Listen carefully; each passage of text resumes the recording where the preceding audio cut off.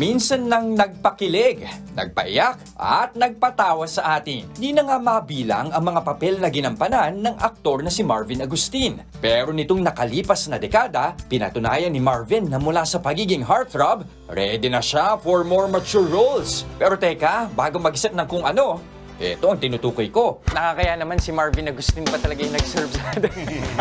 Yeah. Marvin Agustin in his most challenging role yet as a kumikitang negosyante and restaurateur. At ang kanyang pinakabagong handog, ang Kochi by Marvin. Very personal yung journey sa akin itong cochinillo. These are actually the dishes that I enjoy cooking for my friends and family. And some of the dishes here also is like yung menu namin is like a collection of dishes from family and friends. Matatagpuan sa Taguig, mix ng classic Spanish at Filipino favorites ang inihahain sa Kochi. Gaya na lang ng kalyos, escabeche, sinigang na corned beef ang laman topped with makamandag na bone marrow. Kare-kare, ang kanilang chismosa na guess what? Gawa sa tenga ng baboy with kinilaw on the side. At syempre, ang bida sa handaan, ang cochinillo o yung oven-roasted na biik. Alam nyo ba ang mga specialty na ito? Nagsimula lang sa tahanan ni Marvin. Gaya ng karamihan sa atin doong pandemya, baking ang salarin. Natuto akong gumawa ng banana bread, carrot cake, iba-ibang cakes. So from my small oven, halos everyday ako nagbe-bake at long hours, 16, 18 hours. Wait, talaga? Oo, kasi medyo dumaming orders. So napalipat sa malaking oven. So yung almost everyday, naging 3 times to 4 times a week.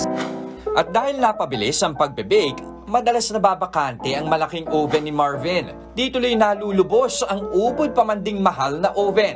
Dito na niya naisip ang panibagong putahe. And there was also that time that I was craving for roast pork. Meron akong natikman na yung cochinillo nga from Spain, from Madrid, na sobrang sarap. Yung supplier namin, he was kind enough to bring the pig at home. Of course, ano na siya, dressed na. Yes. Tinuruan niya lang ako mag-butterfly, tapos nilagay ko yung rub at flavor na gusto ko. Medyo nakachamba, medyo masarap. Tapos yun, I posted it. Ayun, ganun din. Biglang maraming mga taong nag-inquire if I want to sell. Pero naging malaking dagok din kay Marvin ang naging buhos ng orders noong Kapaskuhan ng 2021. Maraming customer ang nagreklamo na kesyo sunog o di kaya ay undercooked at di malutong ang nakuha nilang kutsinilyo. Just like how we approach any challenges, you face it head on. And that's what I did. We addressed yung problems. We talked to every customer that we had problems with, and some of them became, more loyal to us. Sa dami nga naman daw ng pinagdaanan ni Marvin, eto pa ba ang di niya kakayanin? Bago pa man pumasok sa showbiz, nagbabanat na ng buto si Marvin sa iba't ibang restaurant. I was working in the F&B industry already as mascot, waiter, cook, bartender, cashier, kung ano-anong pinasok ko doon.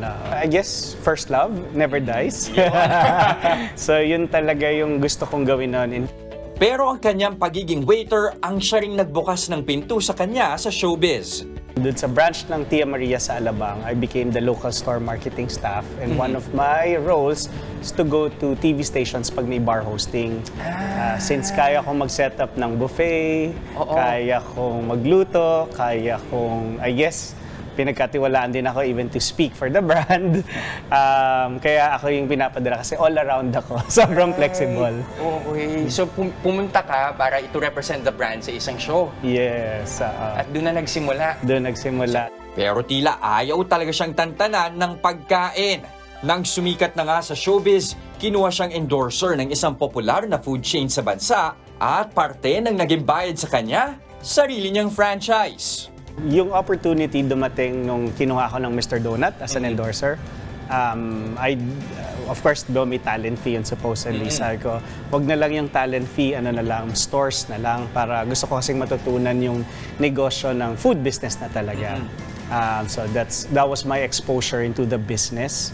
Ngayon nga, namamayagpag pa rin ang ibang restaurant ni Marvin gaya ng Sumo Sam, Taiku Hong Kong Roast, Wolfgang Steakhouse at Condwi. Nag-aral pa nga si Marvin sa culinary school at magpasa hanggang ngayon, hands-on pa rin siya sa negosyo. Kailangan talaga ba plato? Classic? ito yung classic way of serving in Spain. Right. But, of course, they can use knife. Whatever, They can use platito. Yes, pwede din. Okay. Yun. Unang bagsak pa lang yung plato, alam mo, crispy. Ayun naman.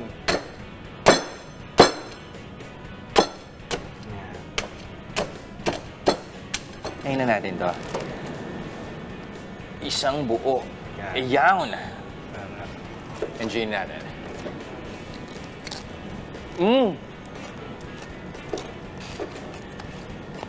Okay, give me na malutong. Siguro marinig na ninyo, no?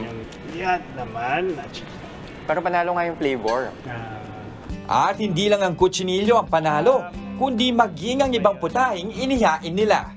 Maging si Marvin nga, di na rin nakapagpigil. Sarap ng bone mo. Para kay Marvin, full circle moment ang pagiging restaurateur. Kumbaga, bumalik lang siya sa kanyang tunay na first love, ang paghain ng masasarap na pagkain. At dahil mahal niya ang kanyang ginagawa at napapasaya siya nito, kahit mahirap, patuloy lang daw si Marvin sa pagtuklas ng mga pagkaing magpapakilig sa ating mga sikmura at puso.